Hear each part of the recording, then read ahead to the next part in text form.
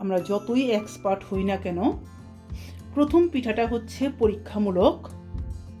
এটাতে বোঝা যাবে যে সে কেমন হলো। এই যে পিঠাটা, এই যে ভেঙে দেখাচ্ছি, মাঝখান থেকে ভাঙলাম, দেখুন ভিতরে কত সুন্দর হয়েছে, সুন্দর জালি জালি হয়েছে, ভিতরে ভালো কুক হয়েছে, এই যে জালি জালি হয়েছে।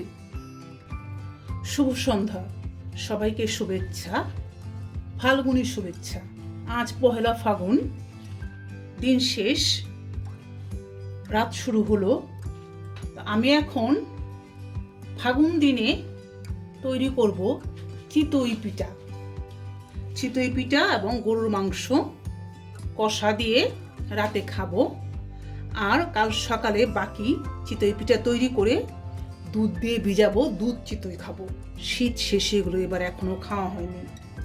তো আমি যেটা দেখাচ্ছিলাম, বক্সটা কেন দেখাচ্ছি, এর আগে আমি আপনাদেরকে বলেছিলাম যে আমি দেখিয়েছিলাম চালের গুঁড়ি কিভাবে তৈরি করতে হয় ঘরে।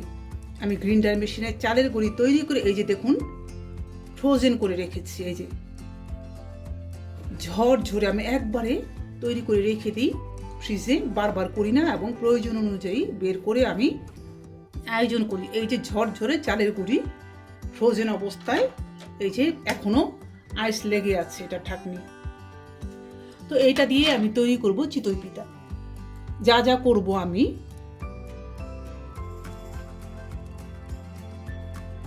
আমি এই কাপের 2 কাপ চালের গুঁড়া নিলাম, 1 কাপ দিয়ে দিয়েছি, আরো 1 কাপ ঢেলে দিলাম। সাথে দিচ্ছি আমি, তার আগে বলিনি যে আমি চিতই পিঠাটা কেন শেয়ার করছি। আমি শেয়ার করছি এই কারণে যে আমি অনেককেই বলতে শুনি যে পিঠা হয় না, পিঠা ফুলে না, পিঠা শক্ত হয়, পিঠা ভিতরে কাঁচা থাকে। তো এই সকল কারণে আমি আমার এই ভিডিওটা শেয়ার করছি, যাতে করে সবাই, বিশেষ করে যাদের সমস্যা হয়, তারা এই রেসিপিটা আর এই পদ্ধতিটা ফলো করে ভালো মতো সুন্দর করে চিতই পিঠা তৈরি করে খেতে পারেন। আর এই রেসিপিটা হচ্ছে একটা বিশেষত, সেটা হচ্ছে আমি দিয়ে দিলাম, আমি প্রায় আধা কেজির মতো চালের গুঁড়া নিলাম, আর দিয়ে দিলাম আধা চা চামচ বেকিং পাউডার। এই বেকিং পাউডার পিঠাটাকে ফুলিয়ে তুলবে। দিয়ে দিচ্ছি আমি 1/4 চা চামচ লবণ, এটা স্বাদের জন্য। রেশিও অনুযায়ী আপনারা লবণ বাড়াবেন কমাবেন। এবং যেটা দিব সেটা হচ্ছে, যেহেতু আমার চালের গুঁড়া খুব বেশি না, আমরা 2 জন মাত্র মানুষ, বেশি মানুষ না, এত তৈরি করব না, তো আমি দিয়ে দিচ্ছি 2 টেবিল চামচ ভাত। 2 টেবিল চামচ আমি ভাত দিলাম। আর দিব 1 টেবিল চামচ পরিমাণ তেল। এখন এই সবগুলো উপকরণকে আমি ব্লেন্ড করব দুধ দিয়ে। এখন আমি আপাতত আধা কাপ দুধ নিলাম। এই দুধটা হচ্ছে যতটুকু প্রয়োজন আমরা ততটুকু নিব, কারণ চিতই পিঠার জন্য একটা নির্দিষ্ট পরিমাণ ঘনত্বের দরকার। খুব ঘন হলেও পিঠা ফুলবে না, শক্ত হবে, খুব পাতলা হলেও পিঠা হবে না। এটার জন্য নির্দিষ্ট পরিমাণ ঘন করে নিতে হবে। তা আমি এইটুকু দুধ ঢেলে দিলাম। আপনারা যদি চান পুরো দুধে না করে সাথে পানি মিশিয়ে নিতে পারেন, কিন্তু আমি পুরো দুধে করব। এবং বিশ্বাস করেন, পুরো দুধে যদি চিতই পিঠা তৈরি করেন, আপনাদের খেতে খুবই ভালো লাগবে, স্বাদ খুবই ভালো হবে, পিঠা খুবই নরম হবে।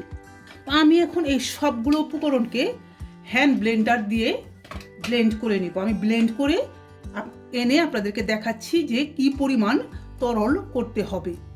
তা আমি ব্লেন্ড করে নিয়ে আসলাম চালের গুঁড়ি।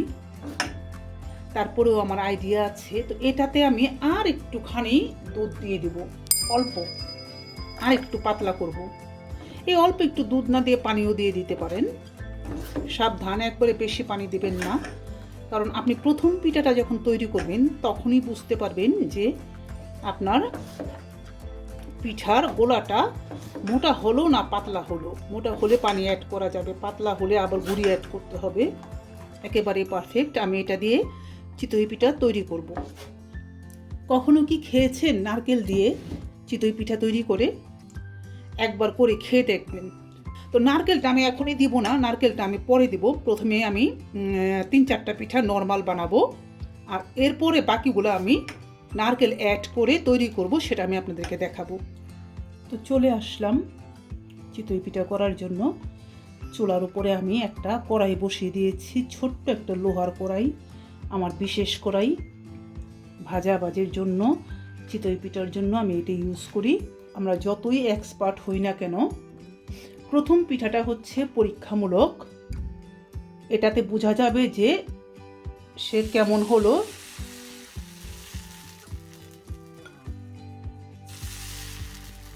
তারপরে আমরা দ্বিতীয় পিঠাটাতে পরিবর্তন করতে পারবো। আমি 1.5 চামচ দিয়ে ঢেকে দিলাম এবং স্লো হিটে এটা কুক করব, দেখা যাক। ওই যে দেখুন, ছোট্ট একটা পিঠা দিয়েছি আমি, ছোট ছোট করে বানাচ্ছি আমি। সুন্দর ফুলে উঠেছে, সুন্দর ফুলে উঠেছে ছোট ছোট পিঠা। ওকে, আমি একটা তুলে নিচ্ছি। আমার চামচটা খুব ছোট, তাই আমি ছোট ছোট করেই বানাচ্ছি। আরও একটা দিয়ে দিলাম এবং আমি একেবারে স্লো হিটে কুক করছি। আমার তাপটা খুব বেশি দিন নিচ দিয়ে পুড়ে যাবে এবং ভিতরে কুক হবে না। আমার পিঠাটা হতে 3 থেকে 4 মিনিট লেগেছে। এই যে ছোট্ট ছোট্ট পিঠা আমার, আরও একটা পিঠা হয়ে গেল। এই যে পিঠাটা, এই যে ভেঙে দেখাচ্ছি, মাঝখান থেকে ভাঙলাম, দেখুন ভিতরে কত সুন্দর হয়েছে, সুন্দর জালি জালি হয়েছে, ভিতরে ভালো কুক হয়েছে, এই যে জালি জালি হয়েছে। তো আশা করি পিঠার রেসিপিটা আপনাদের ভালো লেগেছে এবং ঠিক এই রেসিপি ফলো করে আপনারা চিতই পিঠা তৈরি করে খেয়ে দেখবেন। এবং এই চিতই পিঠা দুধে ভিজিয়ে দুধ চিতই খেয়ে দেখবেন কেমন লাগে। যদি ভালো লাগে তাহলে আমার চ্যানেলে কমেন্ট বক্সে কমেন্ট করে জানাবেন। আশা করি সবাই ভালো আছেন এবং ভালো থাকবেন, এই প্রত্যাশায় বিদায় নিচ্ছি।